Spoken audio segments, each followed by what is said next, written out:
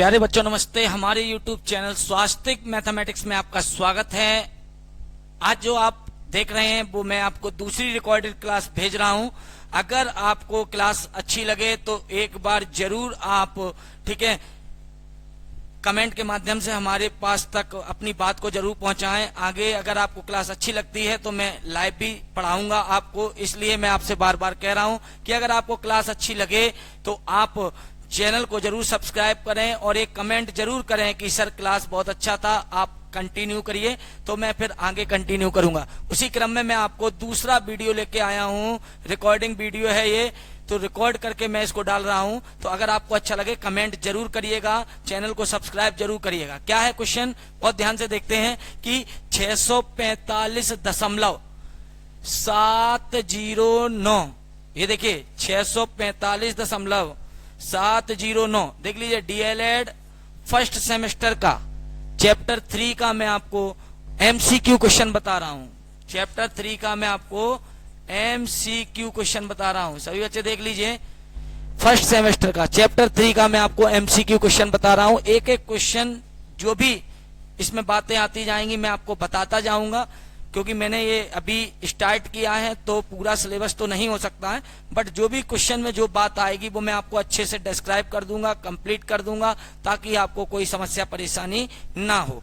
जुड़े रहें, हमारा चैनल है स्वास्तिक मैथमेटिक्स, ठीक है। तो आपको अगर क्लास अच्छा लगे तो चैनल को सब्सक्राइब जरूर कर लें। बढ़ते हैं आगे, क्या है क्वेश्चन समझते हैं। पहला क्वेश्चन है आपका,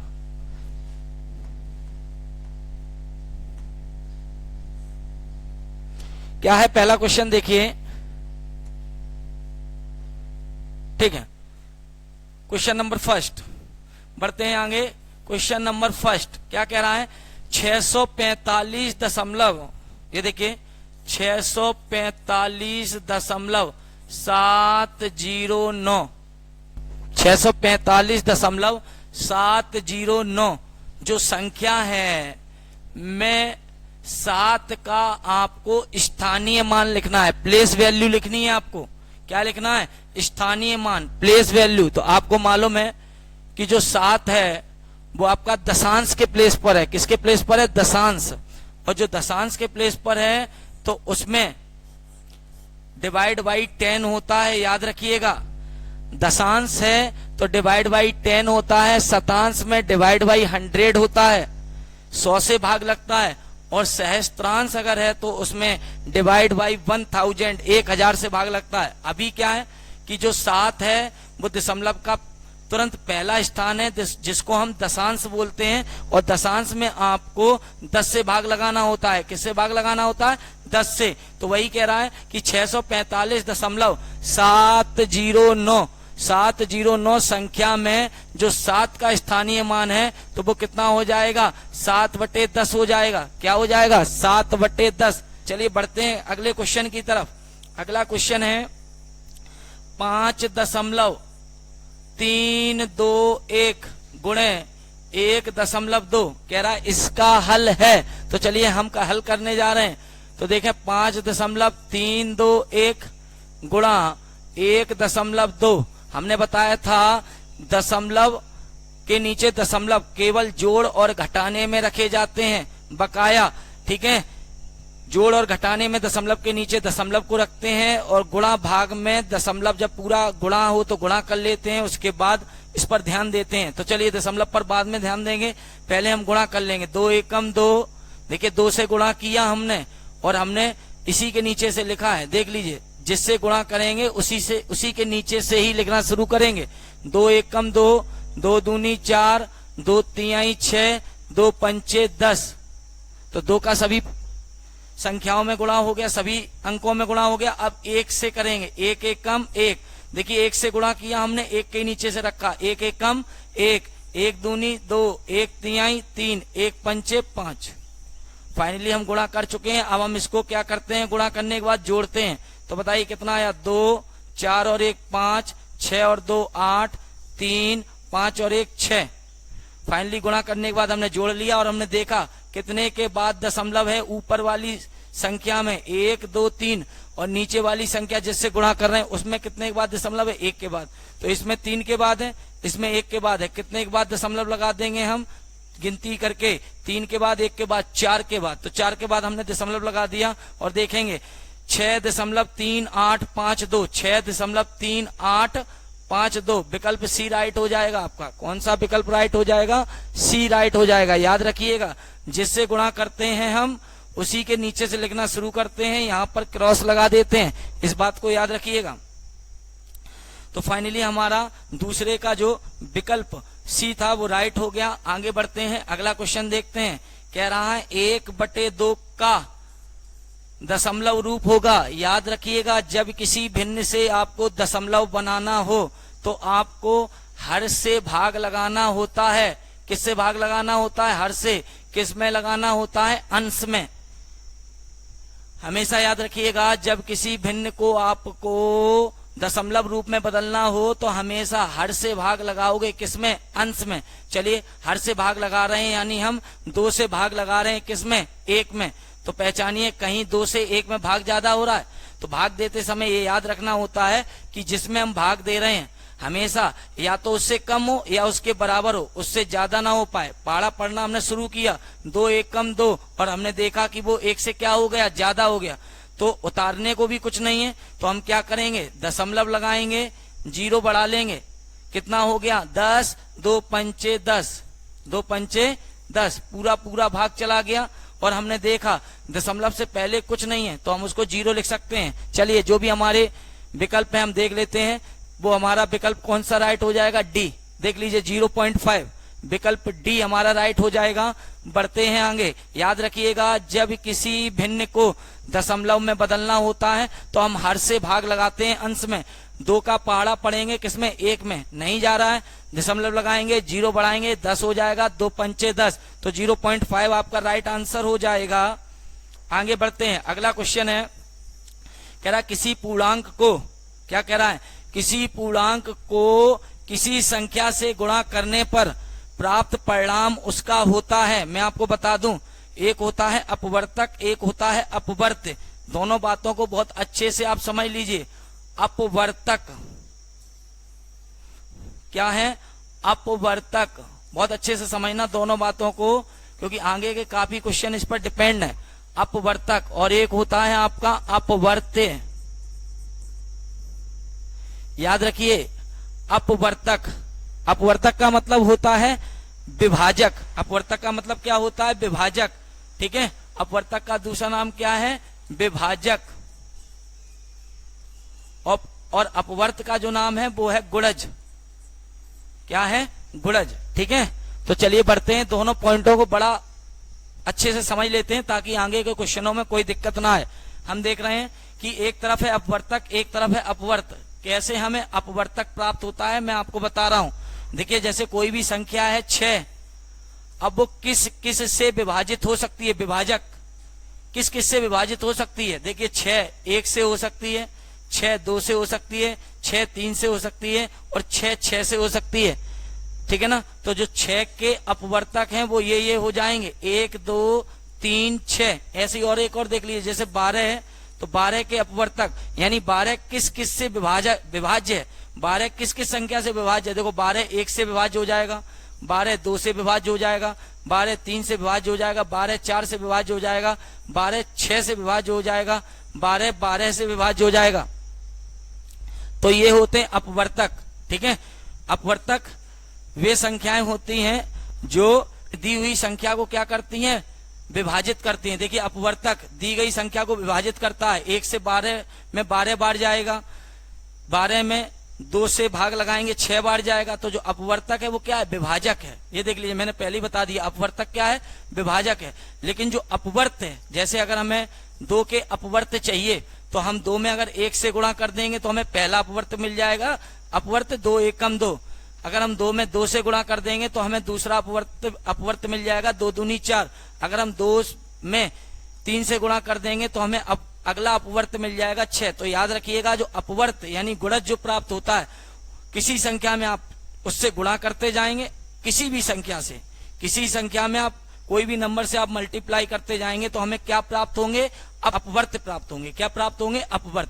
जैसे मैंने 2 में 4 से मल्टीप्लाई कर दिया, कितना आ गया, 8, ठीक है ना। तो ये इसका क्या हो गया, अपवर्त हो गया। तो आपको समझ में आया होगा, अपवर्तक और अपवर्त में अंतर समझ में आया होगा। फिर समझ लीजिए, अपवर्तक कोई संख्या किस किस से विभाजित हो सकती है। जैसे 20 है, 20 1 से विभाजित हो सकती है, 20 2 से हो सकती है, 20 4 से हो सकती है, 20 5 से हो सकती है, 20 10 से विभाजित हो सकती है, 20 20 से विभाजित हो सकती है। तो ये जो 1 है, 2 है, 4 है, 5 है, 10 है और जो आपका 20 है, ये सब क्या हैं, अपवर्तक हैं। क्या हैं, अपवर्तक हैं, विभाजक हैं। और जो अपवर्त है, किसी भी संख्या में आप क्रमशः 1 2 3 4 5 6 से गुणा करते चले जाएं और आपको जो नई संख्या प्राप्त होती चली जाएगी वो आपकी अपवर्त कहलाएगी, गुणज कहलाएगी। क्या कहलाएगी, गुणज। तो पढ़ते हैं, क्या है प्रश्न। किसी पूर्णांक को, कोई एक पूर्णांक है, मान लिया, चलिए कोई पूर्णांक है 2, या कोई दूसरा ले लेते हैं, चलिए कोई पूर्णांक है, मैंने मान लिया 5। कह रहा है किसी पूर्णांक को किसी संख्या से गुणा करने पर, अब देखो 5 में आप किसी संख्या से गुणा कर दो, 5 को आप 1 से गुणा कर दो तो 5 एकम कितना होगा, 5, ठीक है।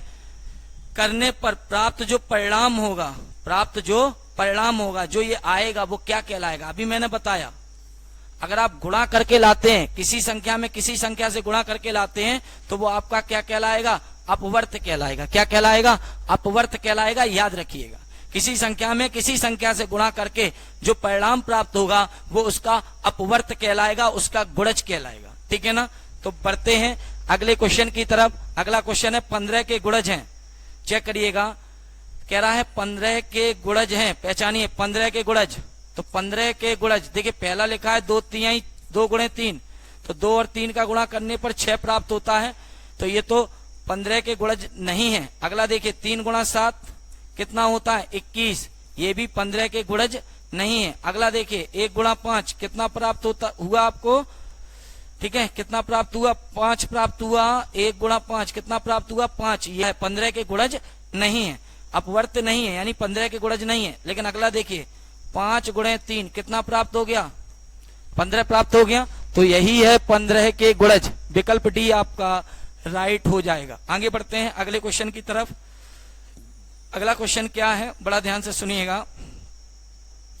क्या है अगला क्वेश्चन, कह रहा है किसी संख्या का गुणनफल, कोई संख्या है उसका जो गुणनफल है यदि वह स्वयं संख्या हो तो संख्या क्या कहलाएगी। तो समझ लीजिए अच्छे से ध्यान से, किसी संख्या का गुणनफल यदि स्वयं संख्या आए तो वह उसका अपवर्त कहलाएगी। क्या कहलाएगी, अपवर्त। तो विकल्प आपका ए आंसर हो जाएगा। क्या आंसर हो जाएगा, ए। अगला कह रहा है 5 अगला कह रहा है 5.76 में 5 का स्थानीय मान है। बताइए 5 क्या दशमलव के बाद है, नहीं है। अगर दशमलव के बाद होता तो हम कहते ये दशांश है ना, ये शतांश है। दशांश में 10 से भाग करते हैं, शतांश में 100 से भाग करते हैं, है ना, मैंने बताया था आपको 100 से भाग, और सहस्त्रांश में 1000 से भाग करते हैं। लेकिन ये आपका, ठीक है, दशमलव के बाद तो है नहीं। कौन, 5 का स्थानीय मान। तो 5 जो है वो दशमलव से पहले है, और दशमलव से पहले तो आप इसे क्या पढ़ेंगे, इकाई। क्या पढ़ेंगे, इकाई। और इकाई में कितने से गुणा होता है, 1 से गुणा होता है। तो 5 में जब 1 से गुणा हो जाएगा तो कितना हो जाएगा, 5। तो 5 का स्थानीय मान कितना आएगा, 5 आएगा। विकल्प डी आपका राइट हो जाएगा। क्या हो जाएगा, विकल्प डी आपका राइट हो जाएगा। आगे बढ़ते हैं अगले क्वेश्चन की तरफ, क्वेश्चन नंबर 8।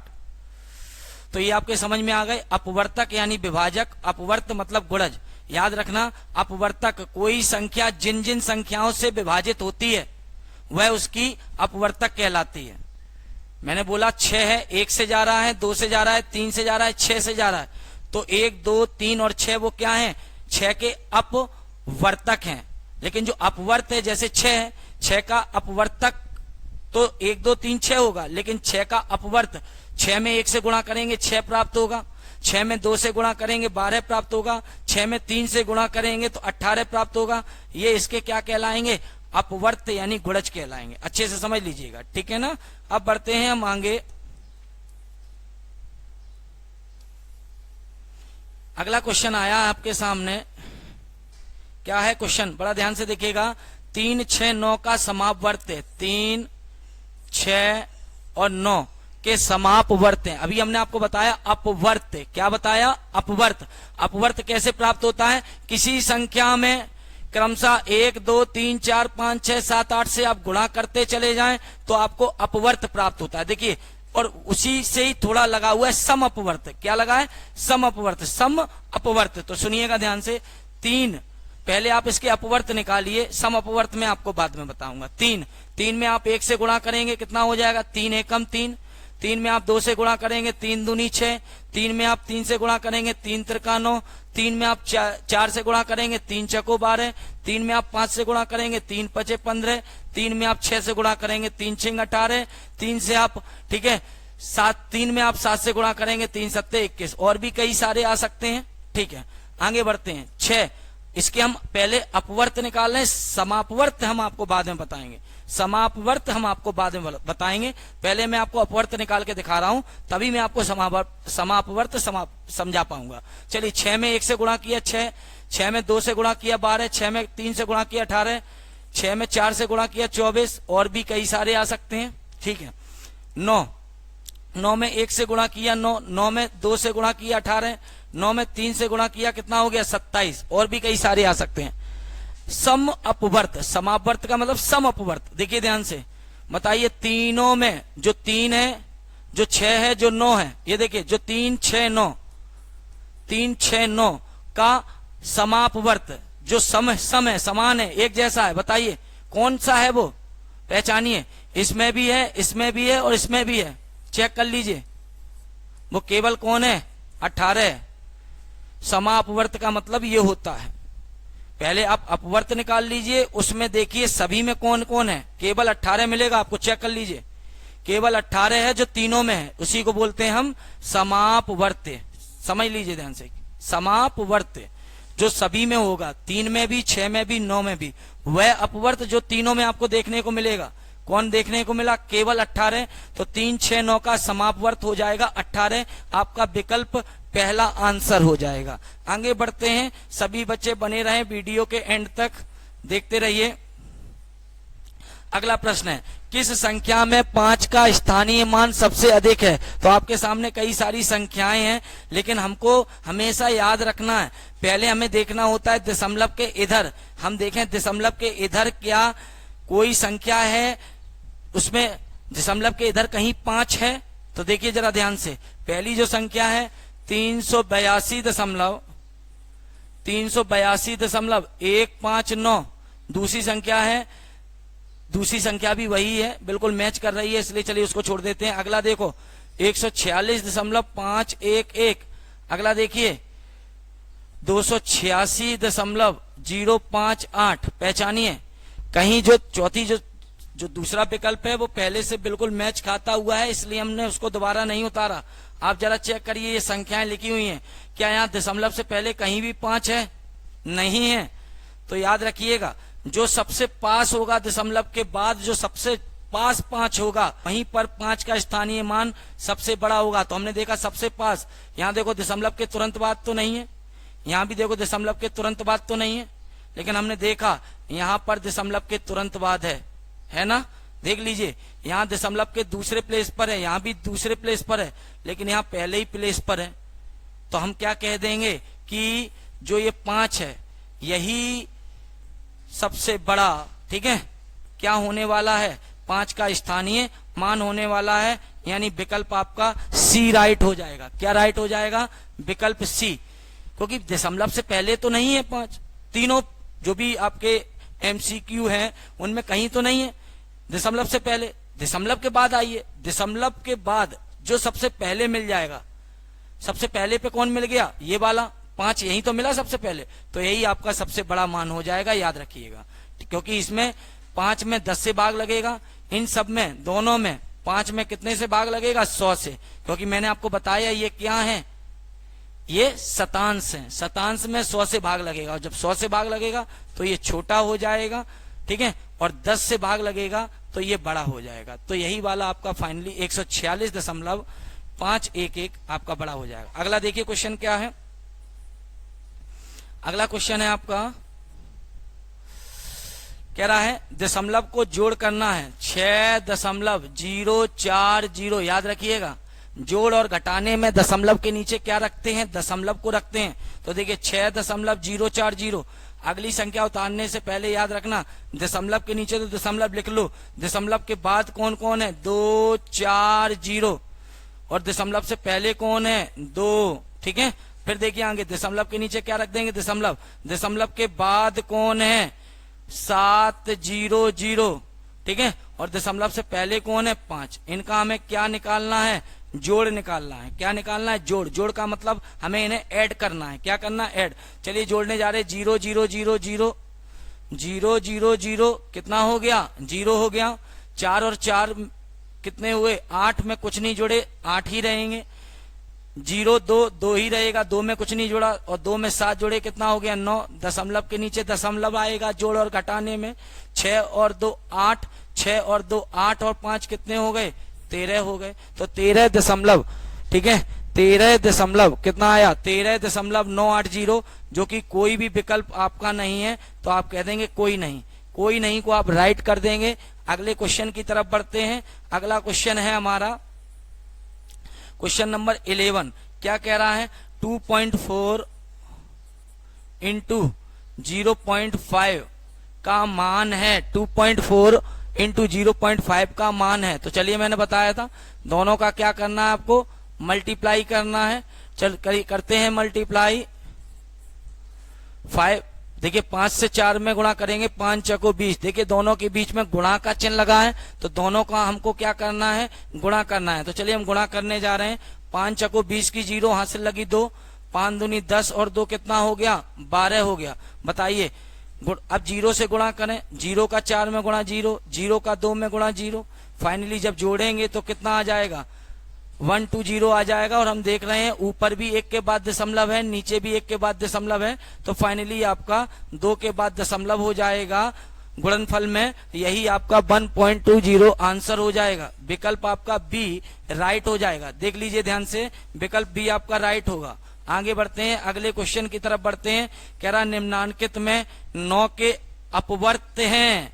देखिए 9 के अपवर्त पूछे। हमने आपको बताया था किसी संख्या में किसी संख्या से गुणा करते हैं तो क्या प्राप्त होता है, अपवर्त प्राप्त होता है, गुणज प्राप्त होता है। मैंने आपको बताया था। तो चलिए देखिए ध्यान से, 9 में हमने 1 से गुणा किया, 9 एकम 9।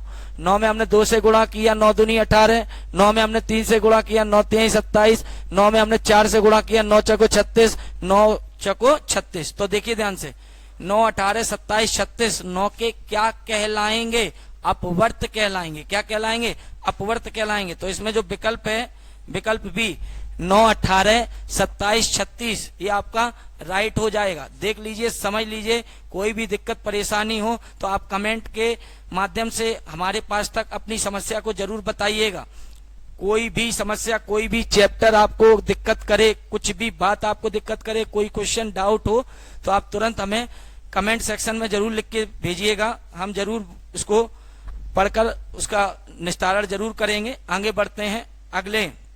ये आपके 12 क्वेश्चन कंप्लीट हुए। आपने इसमें बहुत अच्छा पढ़ा। क्या क्या पढ़ा, अपवर्तक पढ़ा, अपवर्त पढ़ा, समापवर्त पढ़ा, समापवर्तक। देखिए समापवर्त, समअपवर्त और समापवर्तक, ऐसे समापवर्तक निकालेंगे और उसमें जो, ठीक है, विभाजक समान होंगे उन्हें हम बोलेंगे समापवर्तक। क्या बोलेंगे, समापवर्तक। चलिए अगले, ठीक है, पीडीएफ की तरफ बढ़ते हैं। कुछ आगे जो और क्वेश्चन है उनकी तरफ बढ़ रहे हैं, देखिएगा ध्यान से।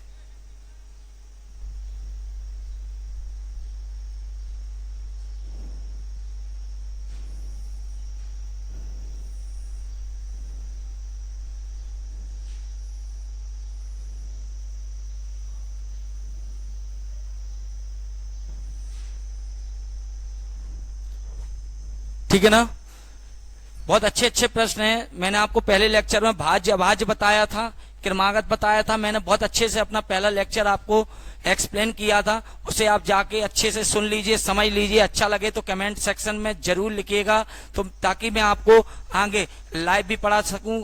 परीक्षाएं नजदीक हैं, आपके रिस्पॉन्स का बहुत हमें जरूरत है। जब तक आप रिस्पॉन्स नहीं देंगे तब तक कुछ समझ में नहीं आएगा, इसलिए आप जरूर कमेंट सेक्शन में लिखिए कि आपको कैसी लगी क्लास, ठीक है ना।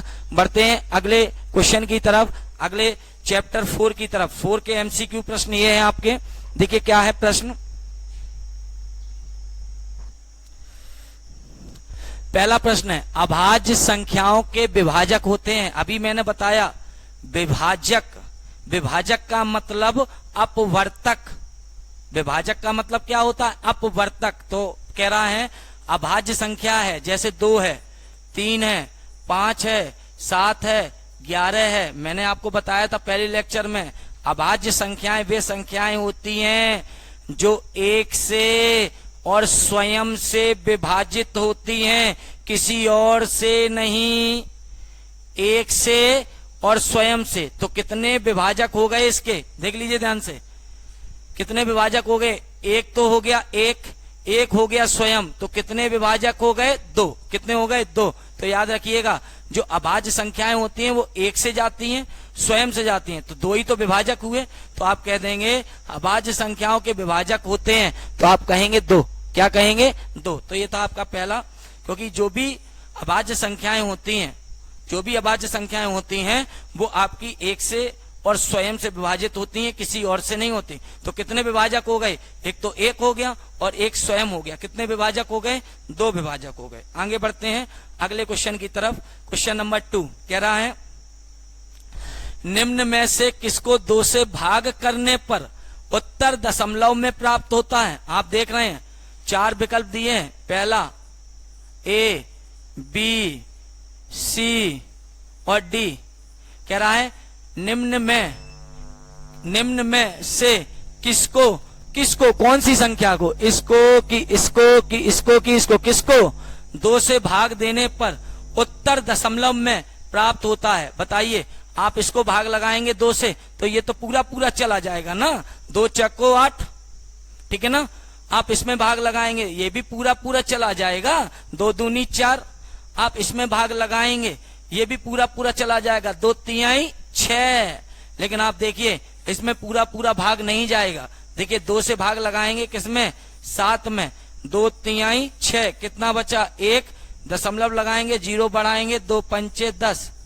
बताइए तो आपका कौन सा विकल्प सही हो जाएगा, विकल्प सी, विकल्प सी सही हो जाएगा। 7 में जब आप 2 से भाग लगाएंगे तो आपका, ठीक है, दशमलव, ठीक है, उत्तर दशमलव में प्राप्त होगा। तो बताइए कहां उत्तर दशमलव में प्राप्त हुआ, विकल्प सी में। किसमें प्राप्त हुआ, विकल्प सी में। किसमें प्राप्त हुआ, विकल्प सी में। देखते रहिएगा।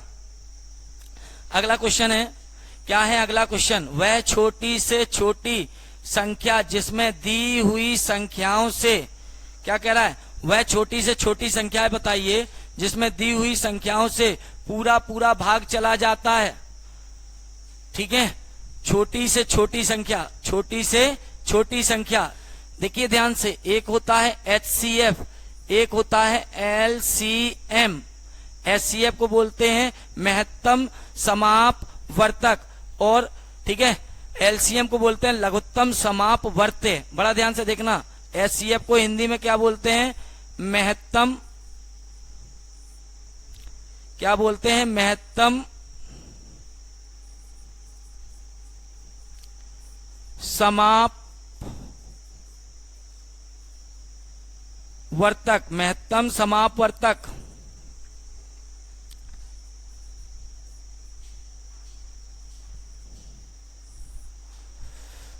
महत्तम समापवर्तक क्या बोलते हैं, महत्तम समापवर्तक। ठीक है ना, किसको, HCF को महत्तम समापवर्तक, और LCM को बोलते हैं लघुत्तम समापवर्त्य, लघुत्तम समापवर्त्य। ठीक है ना, तो दोनों बातों को बड़ा ध्यान से समझ लेते हैं, HCF और LCM, दोनों बातों को बहुत ध्यान से समझते हैं। HCF highest common factor, LCM lowest common multiple. तो आपसे क्या कह रहा है, वह आपको छोटी से छोटी संख्या जिसमें दी हुई संख्याओं से पूरा पूरा भाग चला जाता है, दी हुई संख्याओं से पूरा पूरा भाग चला जाता है। तो मैं आपको बता रहा हूं कि जो मासा होता है, HCF को हम क्या बोलते हैं शॉर्ट में, मासा, और ये क्या होता है, लासा। तो जब कभी भी आप दो संख्याओं का मासा निकालेंगे, जैसे आप 4 और 8 का मासा निकालेंगे, तो मैं आपको बताता हूं 4 और 8 का मासा क्या आने वाला है। 2 दूनी 4, 2 एकम 2, 8 के अभाज्य गुणनखंड करेंगे, 2 चक्को 8, 2 चक्को 8,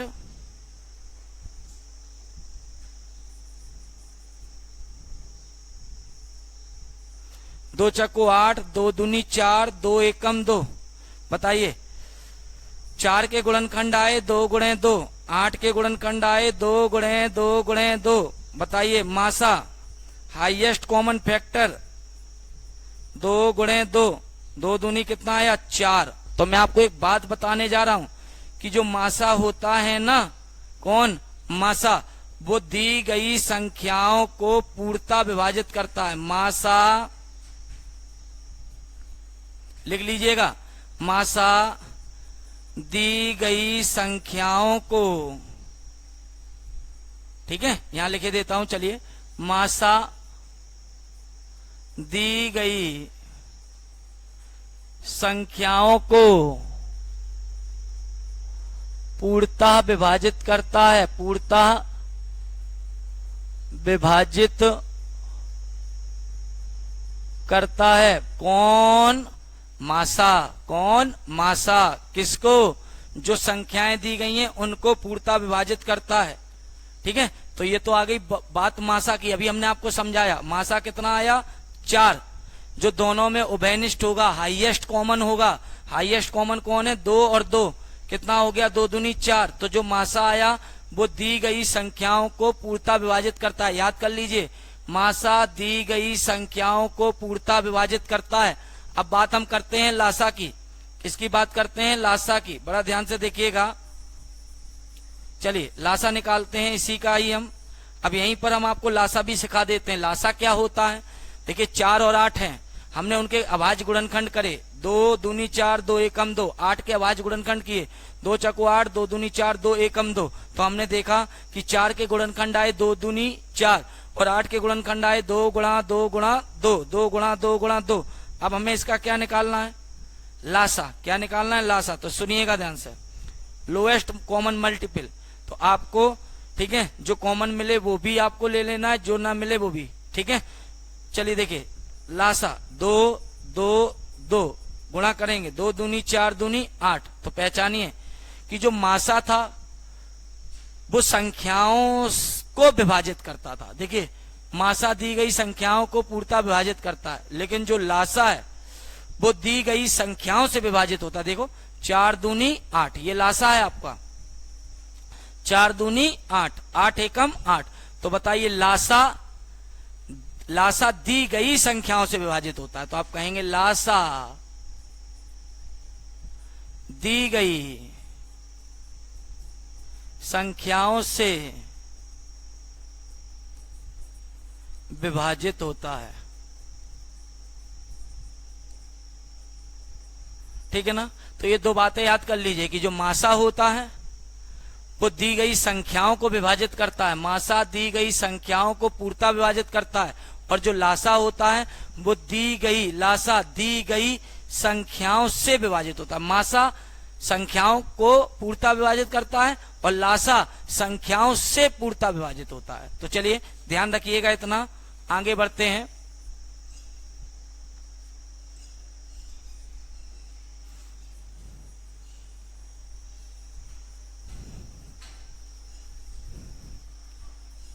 तो चलिए क्या है क्वेश्चन सुन लेते हैं। कह रहा है कि वह छोटी से छोटी संख्या आपको बतानी है, वह छोटी से छोटी संख्या जिसमें दी हुई संख्याओं का पूरा पूरा भाग चला जाता है। ये देखिए, दी हुई संख्याओं का पूरा पूरा भाग चला जाता है। तो आपको मालूम है, अभी हमने आपको बताया संख्याओं से कौन विभाजित होता है, लासा।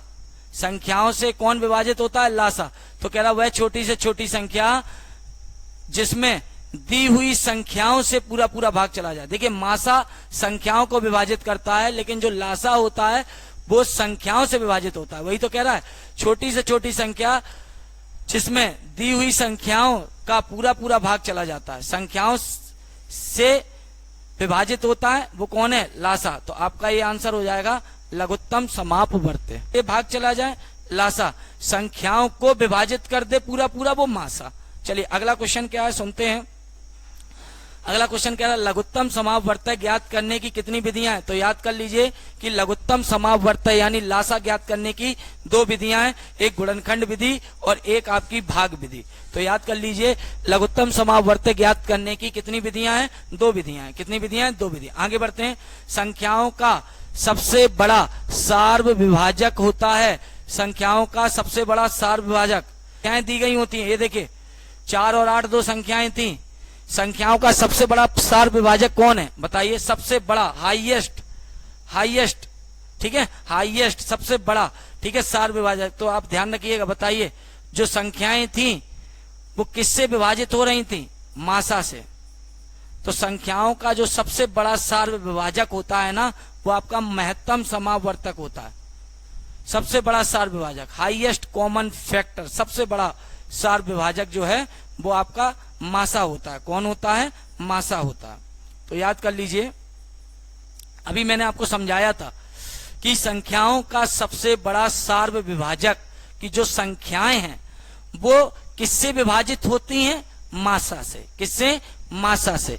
और जो लासा होता है वो किससे विभाजित होता है? संख्याओं से। यानी मैंने बताया था मासा दी हुई संख्याओं को विभाजित करता है और लासा दी हुई संख्याओं से विभाजित होता है। अभी वही तो कह रहा था। क्या कह रहा था? छोटी से छोटी संख्या जिसमें दी हुई संख्याओं से विभाजित हो रहा है वो आपका लघुत्तम समापवर्त्य है। लेकिन संख्याओं का जो सबसे बड़ा सार्वविभाजक, याद रखना, दी हुई संख्याओं का सबसे बड़ा सार्वविभाजक मैंने अभी बताया 4 और 8, इसका मासा कितना आया? 4 आया। तो संख्याओं का सबसे बड़ा सार्वविभाजक आपका कौन होगा? मासा होगा, हाईएस्ट कॉमन फैक्टर। ठीक है ना? ठीक है, संख्याओं का सबसे बड़ा सार्वविभाजक मासा होता है।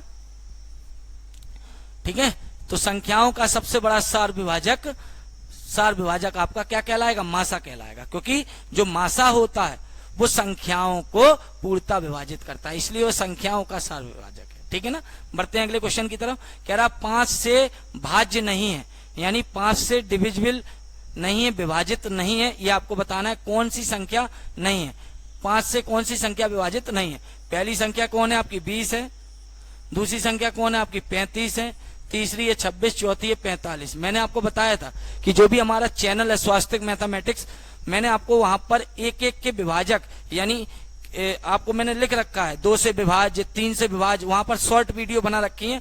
आप जाके वहां पर चेक करेंगे तो मैंने वहां पर आपको 5 से विभाज्य का भी नियम बताया है। याद रखिएगा, केवल वही संख्या 5 से विभाज्य होगी जिनके इकाई के अंक पर 0 हो और 5 हो। या तो 0 हो, देखो 0 है, ये 5 से विभाज्य है, या 5 हो, 5 है, हाँ ये भी 5 से विभाज्य है, 5 है, ये भी 5 से विभाज्य है। लेकिन ये एक ऐसी संख्या है जिसके इकाई के अंक पर 0 भी नहीं है और 5 भी नहीं है, तो यही संख्या आपकी हो जाएगी जो 5 से भाज्य नहीं होगी। आगे बढ़ते हैं। एक संख्या 1 है, तो मैंने आपको पढ़ाया था, पहले लेक्चर में बताया था, याद कर लीजिए। सबसे छोटी अभाज्य 2, सबसे छोटी भाज्य 4। तो याद रखिएगा वो क्या कह रहा है? संख्या 1 क्या है?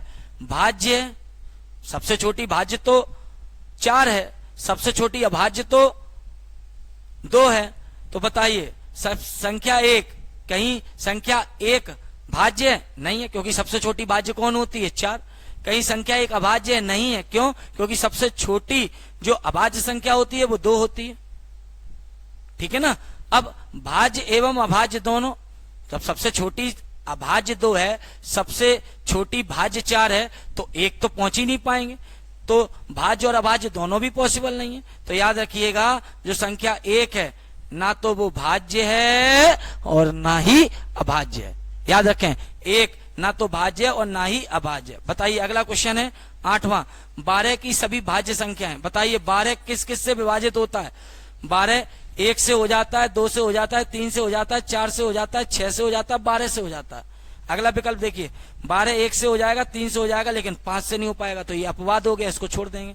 12 2 से हो जाएगा, 3 से हो जाएगा, 6 से हो जाएगा, लेकिन 9 से नहीं होगा, 10 से नहीं होगा, इसको भी छोड़ देंगे। 12 4 से हो जाएगा, 6 से हो जाएगा, 8 से नहीं होगा। तो जो आपका विकल्प ए है 12 1 से भी विभाज्य है, 2 से भी विभाज्य है, 3 से भी है, 4 से भी है, 6 से भी है और 12 से भी है। चलिए आगे बढ़ते हैं। तो आपका जो विकल्प ए है 8वें का वो राइट हो जाएगा। अगला प्रश्न देखिए, अगला क्वेश्चन है, क्या है अगला क्वेश्चन? संख्या 8 एवं 20 का लघुत्तम समापवर्त्य होगा। तो देखो 8, ठीक है, और अगली क्या है 20, इनका समापवर्त क्या पूछा है? इनका लघुत्तम समापवर्त्य पूछा है, ठीक है। तो 8 है और अगली संख्या कौन है? 20 है। तो देखिए क्या है कि आपका ये अगर रिटर्न में आए तो मैं उसी हिसाब से आपको लिखा रहा हूं। अगर 2 नंबर में रिटर्न में आ जाए तो आप इस तरीके से करेंगे।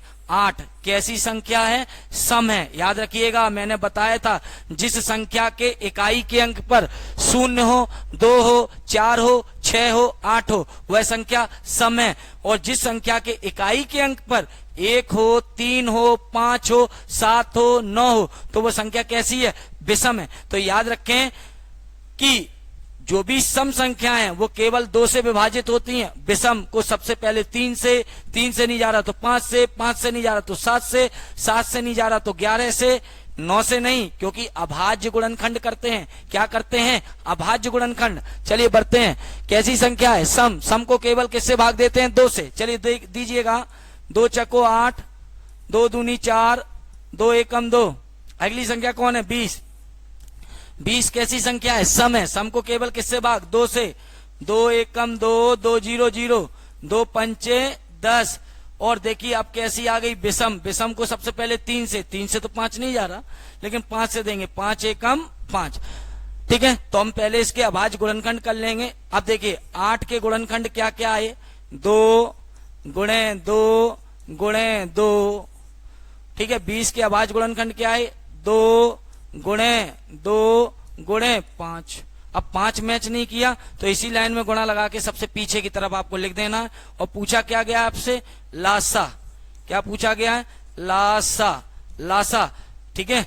Lasa lowest common multiple. Lowest का मतलब होता है कम से कम, ठीक है। तो देखिए आपको ये भी सबको लेना है। 2 गुणे 2 गुणे 2 गुणे 5 लोएस्ट कॉमन मल्टीपल, ठीक है। 2 दूनी 4 दूनी 8 पन 40। तो जो इसका राइट आंसर होगा वो आपका विकल्प डी 40 आंसर राइट होगा।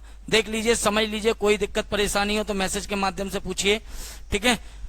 कमेंट सेक्शन में जरूर लिखिएगा। आगे बढ़ते हैं अगले क्वेश्चन की तरफ। अगला क्या है? क्वेश्चन नंबर, ठीक है, आपका 10। देखिए अभी हमने आपको अभाज्य गुणनखंड विधि से बताया था लघुत्तम समापवर्त्य ज्ञात करना। अब मैं आपको, ठीक है, क्या है 15 और 35 का महत्तम समापवर्तक ज्ञात करना बताऊंगा। महत्तम समापवर्तक। तो देखिए अगला प्रश्न है जिसमें 15 और 35 दो संख्याएं हैं, उनका हमें महत्तम समापवर्तक यानी हाईएस्ट कॉमन फैक्टर, अधिकतम, ज्यादा से ज्यादा आपको जो, ठीक है, अधिकतम, ठीक है, आपको कॉमन बताना है क्या हो सकता है। तो बढ़ते हैं आगे। 15 और 35 तीन, देखिए कैसी संख्या है? विषम है। विषम को सबसे पहले 3 से भाग लगाएंगे। 3 पचे 15। अब कैसी है? विषम है। 5 से जाएगी, 5 एकम 5। यहाँ देखिए समय की विषम, हम देख रहे हैं 35 भी विषम संख्या है। सबसे पहले 3 से नहीं जाएगा, 5 से जाएगा। 5 सत्ते 35 और 7 एकम 7। तो चलिए 15 के गुणनखंड क्या आ गए? 3 गुणे 5। 35 के गुणनखंड क्या आ गए? 5 गुणे 7। पहचानिए जरा ध्यान से, 5 गुणे 7। अब हमें हाईएस्ट कॉमन बताना है। क्या है हाईएस्ट कॉमन? HCF यानी मासा।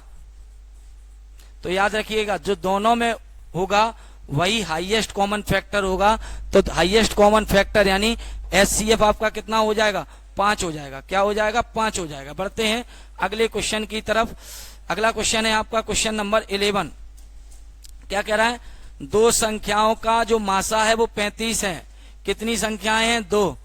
दो संख्याओं का मासा कितना है? 35 है। कह रहा है दो संख्याओं का मासा 35 है और उनका लासा देखिए यही प्रश्न आपके 2 नंबर में भी पूछे जा सकते हैं, तो उन्हें बिल्कुल डीपली तैयार करेंगे आप लोग, ठीक है। दो संख्याओं का मासा 35 है और उनका लासा कितना है 525 है। ठीक है, उनमें से एक संख्या, जो दो संख्याएं हैं जिनका मासा 35 है और लासा 525 है, उनमें से एक संख्या दी गई है। क्या दी गई है? एक संख्या दी गई है। बताइए, उनमें से एक संख्या दी गई है। एक संख्या कितनी है? 175 है। तो आपसे कह रहा है दूसरी संख्या ज्ञात करनी है। आपको क्या ज्ञात करनी है?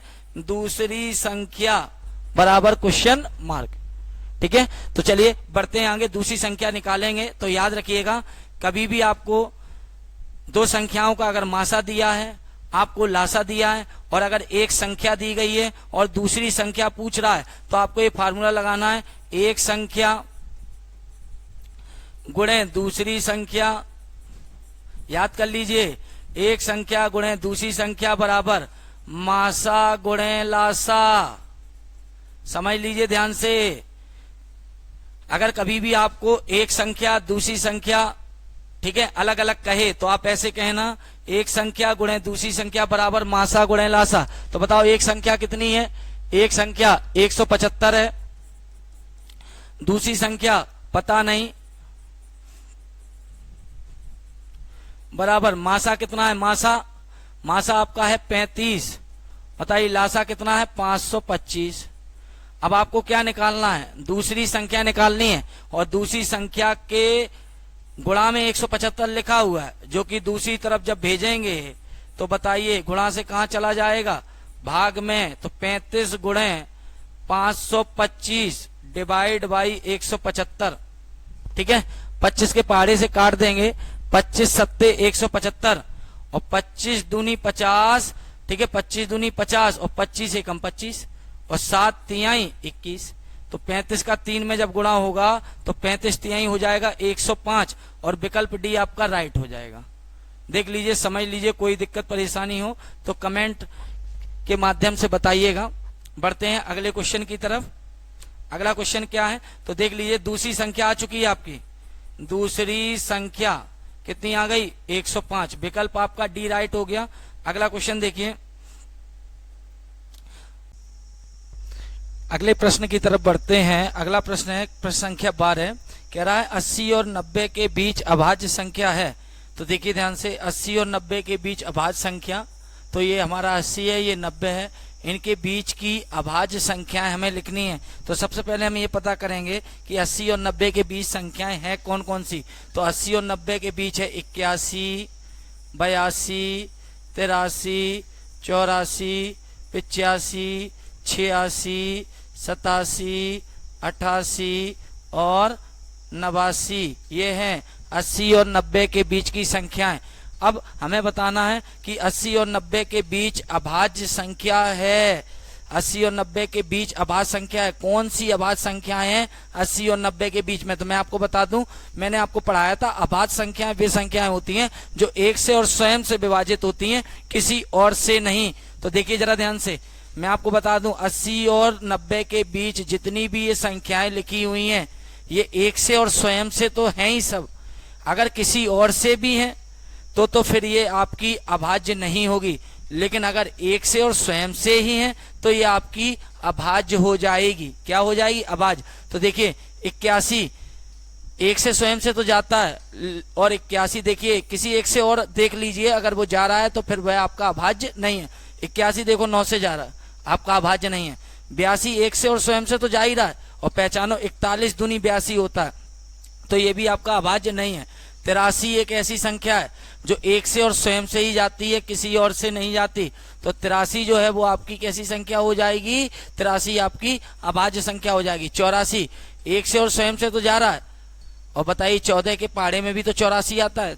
ठीक है, तो ये भी आपकी अभाज्य संख्या, ठीक है, नहीं है। 85 17 के पहाड़े में आता है, 17 पन्ना 85, तो ये भी आपका अभाज्य नहीं है। 86 43 के पहाड़े में आता है, 43 दूनी 86, ये भी आपका अभाज्य नहीं है। ठीक है, 87 29 के पहाड़े में आता है, ये भी आपका अभाज्य नहीं है। 88 44 के पहाड़े में आता है, ये भी आपका अभाज्य नहीं है। लेकिन 89 आपका कैसा है? एक अभाज्य संख्या है। तो आप देख लीजिए कौन कौन से दो मिले हमको। एक मिला हमको कौन? 83, और एक हमको मिला 89। ये दो ऐसी संख्याएं हैं, यही दो ऐसी संख्याएं हैं जो एक से और स्वयं से विभाजित हैं, किसी और से नहीं। तो आपका जो विकल्प आपका जो होगा 83 और 89, विकल्प डी आपका राइट हो जाएगा। सभी के समझ में आ गया। बढ़ते हैं, 2 क्वेश्चन और हैं, उनको भी देख लेते हैं। क्या हैं 2 क्वेश्चन? इसी चैप्टर के हैं, चैप्टर नंबर 4 के।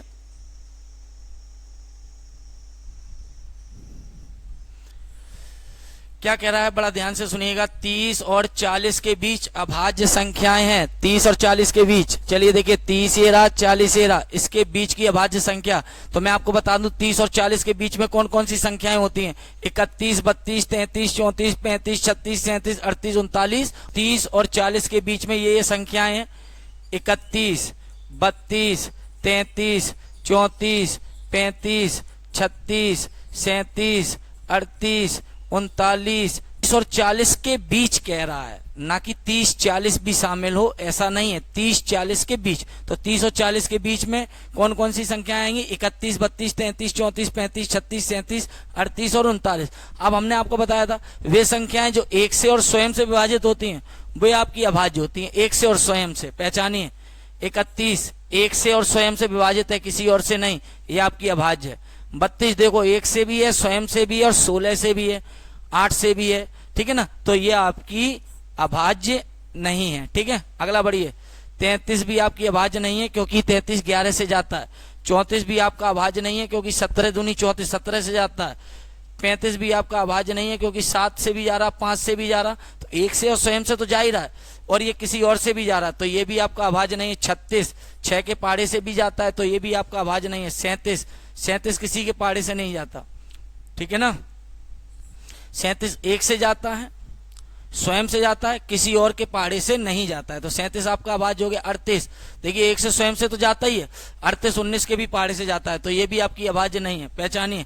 39 1 से और स्वयं से तो जाता ही है, 13 से भी जाता है, 3 से भी जाता है, तो ये भी आपका क्या नहीं है, अभाज्य नहीं है। तो जो आंसर आया 31, 37, विकल्प सी आपका राइट हो जाएगा। अगला देखिए, कह रहा है 3 संख्याएं हैं जो 1:2:3 के अनुपात में है। देखो जितने भी विकल्प दिए गए वो सब 1:2:3 के ही अनुपात में। देखो 10, 20, 30, 10 दूनी 20, 10 तिहाई 30, 1:2:3, 1:2:3, 1:2:3, 1:2:3, ठीक है। तो संख्याएं तो 1:2:3 में सब हैं, लेकिन अब कह रहा है और उनका जो महत्तम समावर्तक है यानी मासा है वो कितना है, 12। तो अब कौन सा विकल्प राइट होगा? तो मैंने एक बात बताई थी कि जो मासा होता है वो दी गई संख्याओं को विभाजित करता है। तो भले ही 1:2:3 में सब है, लेकिन बताइए जो मासा है वो किसको विभाजित कर रहा है? देखिए विकल्प बी को, 12 एकम 12, 12 दूनी 24, 12 तिहाई 36, और देख लीजिए किसी को भी विभाजित नहीं कर रहा है। तो जो आपका विकल्प बी होगा वही आपका राइट आंसर होगा। अगर आपको आज की क्लास अच्छी लगी हो तो कमेंट सेक्शन में जरूर लिखें।